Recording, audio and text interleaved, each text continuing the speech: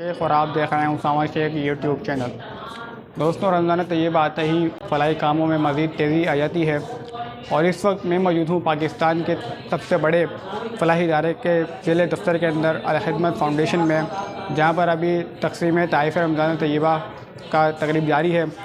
یہاں پر آنے کا بنیادی اور پہلا مقصد یہی ہے کہ الخدمت کی آپ کو مطلب کہ فلاحی سرگرمی دکھائیں، بالخصوص الخدمت کا جو غزہ کے اندر مشن جاری ہے فلسطین کے اندر، اس حوالے سے ہم یہاں پر معلومات لینے آئے ہیں وہ مشن کہاں تک پہنچا اور الخدمت کو اس سارے سلسلے کے اندر کن کن مشکلات کا سامنا ہے۔ اس وقت تقریبات جاری ہے اور صدر صاحب وہاں پہ الخدمت کے براجمان ہیں، انشاءاللہ وہ فارغ ہوتے ہیں تو ان سے آپ کی گفتگو کراتے ہیں۔ السلام علیکم۔ اس وقت میں موجود ہوں پاکستان کے بڑے فلاحی اداروں میں سے ایک فلاحی ادارے الخدمت کے اندر، جس کے آپریشن پاکستان ہی میں نہیں بلکہ دنیا بھر میں جاری ہیں۔ بالخصوص اس وقت الخدمت کے سب سے بڑا آپریشن جاری ہے وہ جاری ہے فلسطین کے اندر۔ پہلے ہم یہاں کے مشن کے بارے میں بات کریں گے، پھر ہم بات کریں گے غزہ کے صورتحال کے اوپر جناب صبر الرحمان صاحب کے ساتھ، جو کہ الخدمت ضلع حیدرآباد کے نائب صدر ہیں۔ بسم اللہ الرحمن الرحیم۔ الخدمت فاؤنڈیشن ہر سال کی طرح اس سال بھی غریب و مستحق لوگوں میں راشن کی تقسیم کا سلسلہ جاری ہے۔ الخدمت فاؤنڈیشن نے پہلے مرحلے پر 100 خاندانوں میں 20,000 کی مالیت سے 100 راشن تقسیم کیے۔ اس کے بعد 9,500 روپے کی مالیت سے 150 راشن تقسیم کیے، اور آج 9,500 کی مالیت سے 150 راشن کا تقسیم کا سلسلہ بھی تقریباً مکمل ہونے والا ہے۔ الخدمت فاؤنڈیشن مزید بھی یہ فاؤنڈیشن حیدرآباد کا موٹو ہے، آئی غم سمیٹیں خوشیاں بانٹیں۔ سر، روزانہ کی بنیاد پہ آپ کتنے لوگوں کو مستفید کر رہے ہیں؟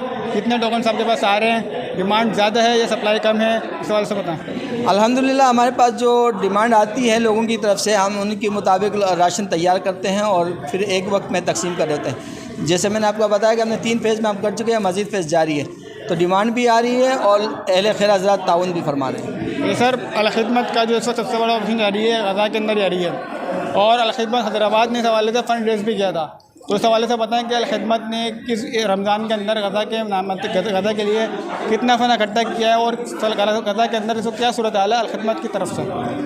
الخدمت فاؤنڈیشن روز اول سے ہی غزہ میں IHH کے تعاون کے ساتھ وہاں پہنچی، اور وہاں پر اسرائیلی جارحیت نہتے فلسطینی مسلمانوں پر جو بمبارمنٹ کر رہے تھے، ان کے گھر، بچوں پر، اسکولوں پر ان کو بے گھر کیا۔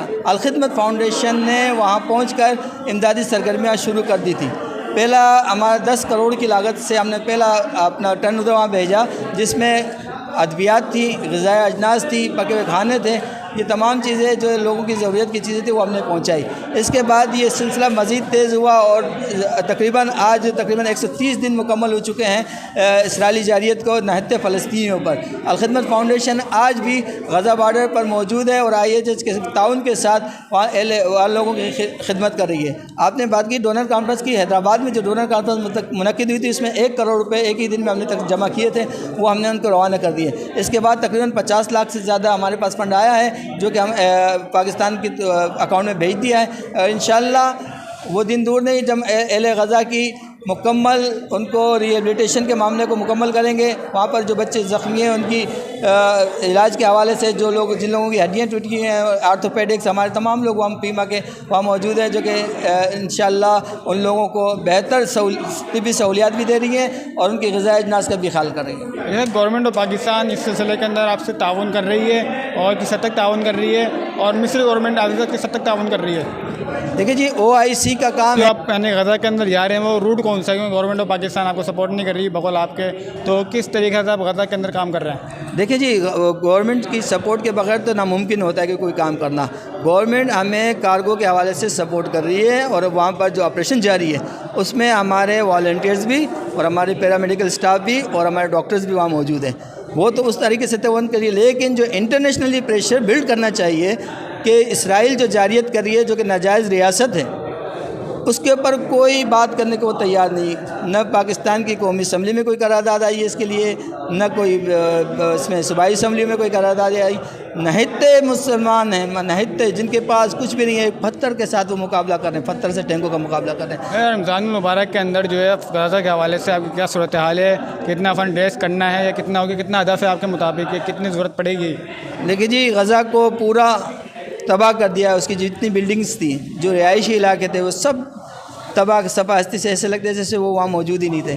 تو ریہیبلیٹیشن کا کام الخدمت فاؤنڈیشن اب انشاءاللہ وہاں پر کرے گی. ہم IHH کا تعاون سے وہاں پر لوگوں کے مکانات, وہاں پر جو بچے یتیم ہو گئے ان کے لیے آغوش سینٹر, اسی طریقے سے ہاسپیٹلز, ہمارے جو فیلڈ ہاسپیٹل بھی کام کر رہے ہیں وہ تو کنٹینرز میں نا, ہم وہاں پر ہاسپیٹل قائم کریں گے تاکہ ان لوگوں کو ہم محفوظ مقام پر ٹھہرا بھی سکیں اور ان کی جو علاج معالجے کی صورتحال ہے اس کا ہم بہتر کر سکیں. اچھا سر, جو بھی حال ہی کے اندر سراج صاحب جو ہے حماس کی قیادت سے ملاقات کر کے آئے ہیں اور جناب مشتاق صاحب بھی یعنی کہ ترکی وغیرہ گئے, اس حوالے سے کیا یعنی کہ پیش رفت کی گئی الخدمت کے حوالے سے, یا پھر جماعت اسلامی پاکستان کی نمائندگی کر رہی تھی یا اپنی خود کی نمائندگی کر رہی تھی؟ جماعت اسلامی الخدمت فاؤنڈیشن پاکستانی عوام کی دلوں کی دھڑکن اور ان کی نمائندگی کا فریضہ انجام دے رہی ہے وہاں پر. اور وہ جو وہاں پر گئے ہیں وہ اس عوام کا پیغام لے کر ان کے پاس گئے ہیں کہ پاکستان کے عوام کے دل آپ کے ساتھ دھڑکتے ہیں, وہ آپ کو ہر ممکن تعاون کرنے کے لیے تیار ہیں. اور سینیٹر مشتاق صاحب نے تو یہ کہا تھا کہ میری جماعت اسلامی آپ ہمیں محفوظ راستہ دیں تاکہ ان لوگوں کو لا کر ہم پاکستان میں علاج کرا سکیں.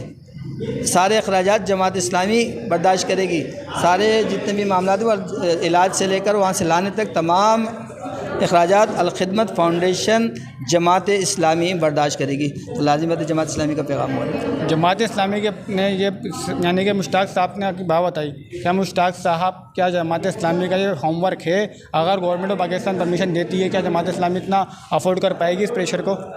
الخدمت فاؤنڈیشن نے اپنے دیکھا کہ حالیہ گزشتہ بارشوں میں پورے پاکستان میں بیک وقت اتنی بارشیں ہوئیں جس سے صفا ہستی سے بہت سارے علاقے ختم ہو گئے.